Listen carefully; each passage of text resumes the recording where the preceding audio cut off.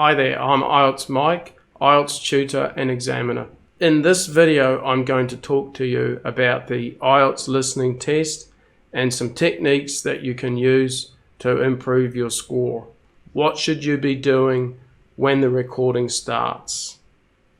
You've got your ears open now, you're listening to the recording. What are the things that you need to do?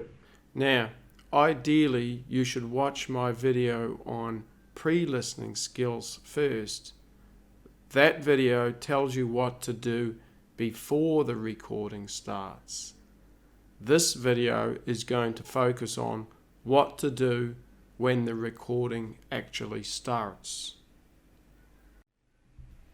The skills that I'm going to be teaching you in this video are important for two reasons.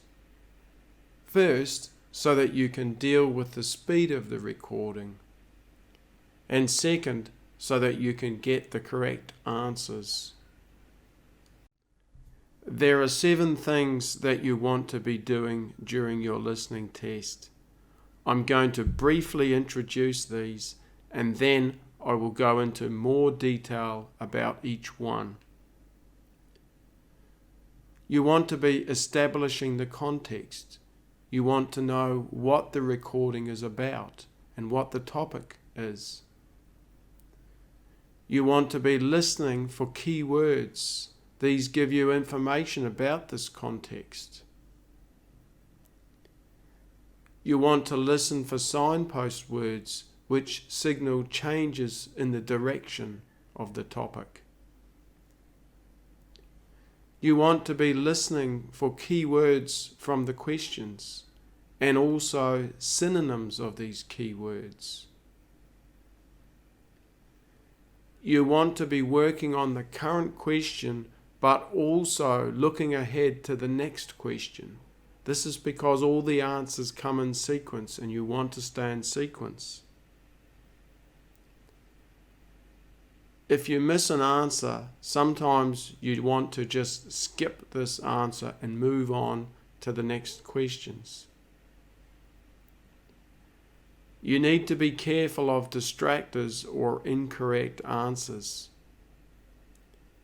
Let's look at these in a bit more detail. Establishing the context. Listen carefully at the start of the recording, because it will give you a starting point for the conversation or speech you will hear. This will often identify or tell you who the speakers are and what the situation is. The talk or recording will then proceed in a logical way from this starting point. Listen for key words about the topic. Important words are given emphasis in English, and these tend to be words like nouns, verbs, and adjectives. These words are giving you the content or what the topic is about. Less important words are spoken more quickly in English, or de-stressed, de-emphasized, and these tend to be words like prepositions, articles, and so on. These words help to form grammatically correct sentences, but they often don't give a lot of detail about the content of the topic. Listen for signpost words. The purpose of a signpost word is to tell you what kind of information is coming next, which is very useful if you know the kind of information that you are listening for. A couple of examples. If we hear the words in addition, we expect another similar additional point. If we hear however, we expect a contrasting point, a point that contrasts with the previous idea we just heard. Listen for keywords or synonyms from questions. So, if you've done your pre-listening stage well, you've underlined keywords in the questions.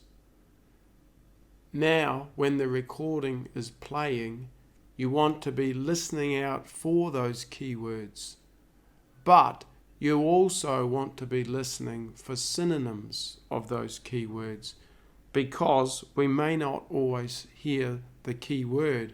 We may hear a rephrase of that word.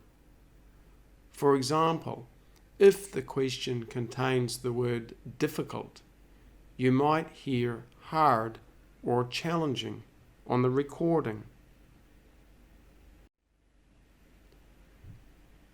It's very important to understand that all the answers in the listening test are sequential. What I mean by this is the answers come in order. The answer to question 2 always comes after question 1. You will hear the answer to question 3 always after question 2 and before question 4.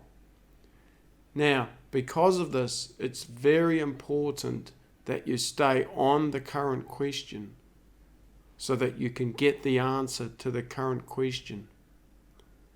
However, if you miss this answer, it's important that you don't get out of sequence and that you're able to be looking ahead or listening ahead for the next question, so that if you miss an answer, you will get the answer not only to the next question, but to all those remaining questions. Now, if you're not careful with this, you could end up missing a whole lot of questions because you get out of sequence. So it's very important that you're listening for the answer to the current question, but also the one after that, just in case you miss the current question. You must stay in sequence. Now, if you know you've missed an answer, if you think you heard something, you might write what you heard down. But the key thing that I want to emphasize here is that if you miss the answer to one question, sometimes it's going to be best to just sacrifice or miss that answer so that you can get not only the next question but all the remaining questions that follow. This is very, very important. Unless you need a perfect score, you can sacrifice the answer to one question. It won't have a huge impact on your score. However, if you miss the answer to 3 or 4 questions because you don't know what question you're on, that could have a devastating impact on your result, and it could lead to you getting half a band lower than what you would have got and possibly not getting the score you need. So at times you might have to sacrifice or give up the answer to a question so that you can keep in sequence and catch the subsequent answers for subsequent questions. Now, you also want to be careful of distractors or incorrect answers. There's a few tricks that are used in the Ielts test. I'm not going to go into all the tricks here, but I want to alert you to one type of trick or distractor that is common in the test. And that is that you'll hear what appears to be an answer. And this will make you want to write down that answer and perhaps move on to the next question. You've got to be a little bit careful. In the previous slide, I was talking about the need to be working on the current question and looking ahead to the next question. This one, it's almost like once you've got the answer, start looking at the next question, but also keep an ear open for the question you just answered in case the answer gets changed. So let's look at the example there. We've got a woman saying, "How much is it?" And then let's imagine that a shop assistant, says it was $15. Now note the past tense there. So you hear $15 and you may start to write your answer down. However, if we keep our ears open, we then hear the man say, but it's on sale for $10. Okay, so $10 is the answer, and it was $15 is just there to distract you from the answer, or to trick you from getting the correct answer, to test your listening skills. This is a listening test.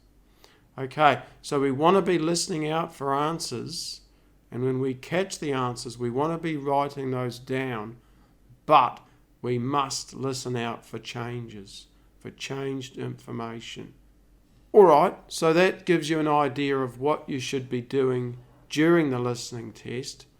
What I want to do now is give you an example so you can see how these 7 different steps are actually used when we're doing a listening test. So it turns out it's actually quite challenging to give you an example of what I'm doing when the listening test is on, and that's because if we're listening to the listening test, it's hard for me to narrate or tell you what's going on.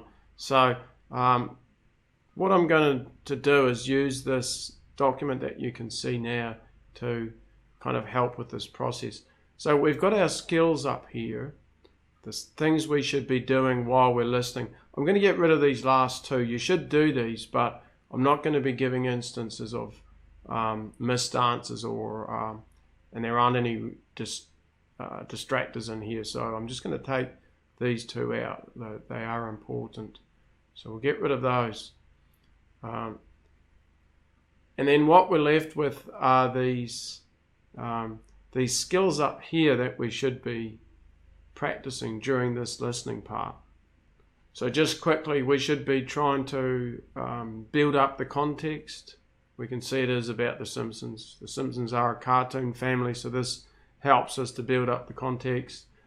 We should be listening out for keywords, important words in the task, signpost words where things change, like here we've got so, perhaps. And then we should listen out for keywords and synonyms of keywords from the questions. Okay, so these are underlined. So like for this first question, number 10, we want to hear the word states and a number and Springfield. Okay, and we want to be practicing this of looking at the current question and looking ahead to the next question. That's going to be hard to show you as well. So what I want to do is just show you question by question what's going on. Okay, you can see answers over here, and you can see some of the keywords from the questions over here. So if we're looking at question 10, where we want to be hearing how many states and have the name Springfield, Springfield is a key word from the question. American states from the question, and then the number. So we can see the answer's 30. Let's listen to the recording now for this answer, and then we can talk about that a bit more. The Simpsons are a cartoon family who live in the fictional town of Springfield, USA.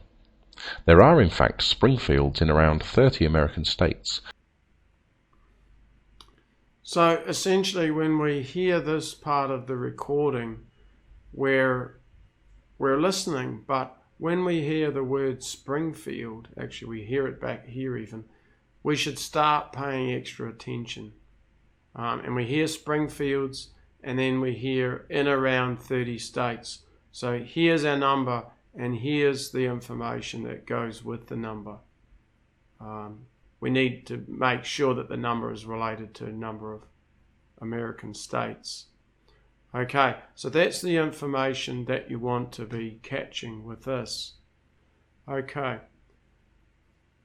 Looking at question 11, when was the show first broadcast? The writers of the show say that they chose the name to represent a typical Middle American city.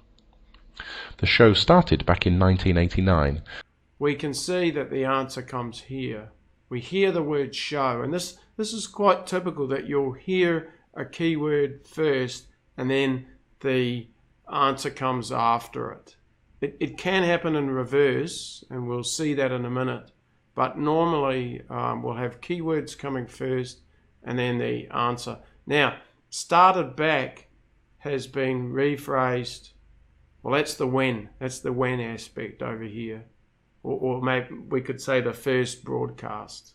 Okay, so the first broadcast has been rephrased to the show started back. Okay, so the show started back is when it's first broadcast, and here's the answer, 1989. Okay, so as I said, we've got the information or the keyword first and then the answer. Now, turning to question 12, what is duff? So the key point with this question is that we've got to try and figure out what a duff is. So there's quite a large patch here with not much happening, and in this case we're just kind of shadowing. We're listening but not necessarily paying full attention. We're waiting to hear this word duff. We might also be listening out for this. We might get a little bit nervous that maybe we've missed it. So especially if you get a long segment without any answer, you might start looking at the next question. But the answer does finally come. And this one's kind of the reverse of the previous question. So the previous question, we had the signal words first, then we had the answer. With this one, we're going to hear the signal word duff, and then we have to work backwards. This is actually a bit harder. It's easier to have the signal word first, but here we hear the word duff, and then essentially we have to rewind and figure out that the duff is a beer. So the answer here should be beer, right? The answer's beer. And is the most successful and longest running animated series in the history of American television. So, who is this family so loved by Americans, and indeed fans all over the world? Homer and Marge have 3 kids: Bart, the oldest child and only son, and Lisa and Maggie. Homer is not the most intelligent man in the city, and is famously lazy and somewhat overweight. He likes nothing more than eating donuts and drinking his favourite brand of beer, Duff. The answer to the next question comes very quickly. It's always going to be difficult when you have 2 answers coming very close together like this. One answer here, one answer here. This is difficult because you could be writing down beer and miss the answer if you're not careful. You almost need this talent in Ielts or for Ielts to be able to be writing and listening at the same time. You've got to be able to do these 2 things. And it may be something that you want to practice, especially if you think that you're not good at this. And typically women are better at multitasking than men. So if you're a male, you have a bit of a disadvantage when this sort of thing occurs. Anyway, looking at this next question, what is Homer's job? So job is the key word, the signpost word, the signal word that we're listening out for. We can see here that it gets rephrased as works. So once you hear works, you need to switch on 100% attention because the answer's coming. This little, if you can call it that, that just sort of gets in the road a little bit of the answer. And here's the answer over here, safety inspector. You're going to have to be careful with this spelling of inspector. If you put an ER there, you're going to get it wrong instantly. A lot of occupations like teacher end in ER, so you need to spell it correctly. He works, if you can call it that, as a safety inspector at the local nuclear power plant. So we can establish the answer now. We hear the word works, we listen up, and we hear safety inspector, and we write that down. 2 words, so we're allowed to write 2 words, but not 3.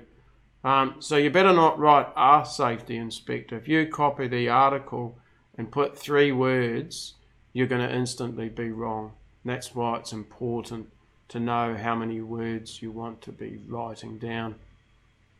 To get the answer to the last question, we've got to wait quite a bit of time. You can see here that there's quite a lot to listen to before we finally get to our answer. So the question is, how many hairs does Homer have? So we really want to be hearing this word hair. There's unlikely to be a rephrase of this word. There are ways to rephrase it, but they're extremely rare, and language learners wouldn't be expected to know these words. Okay, so we're going to be just paying a bit of attention through here, and then finally we get to the key part here. He only has 2 hairs on his head. So here's the answer here. You're going to hear a number first, so you should be listening out for a number because we know the answer is a number. There's no numbers in here, so you'll hear the word 2, and you'll know that that's a potential answer.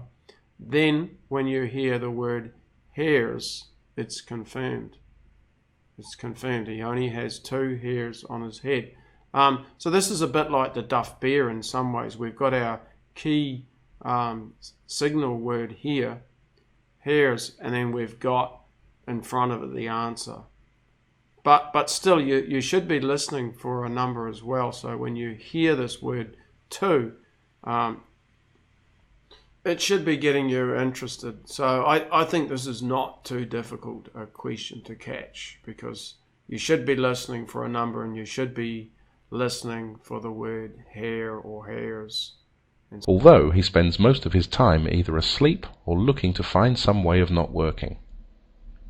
His lack of intelligence mixed with some rather bad luck means that he often finds himself in trouble or difficult and dangerous situations. This is when you'll hear his most famous phrase, "Dope," which has even found a place in the Oxford English Dictionary. He only has 2 hairs on his head because he pulled the rest out when he found that his wife was pregnant with Lisa. Okay, so I hope that that's useful. And then what I would suggest as a next step is that you listen to the next video, which is about the post-listening skills and what you should do after the recording has finished, because your test is still not over, and you have 10 minutes still left of it. A quarter of the test is left.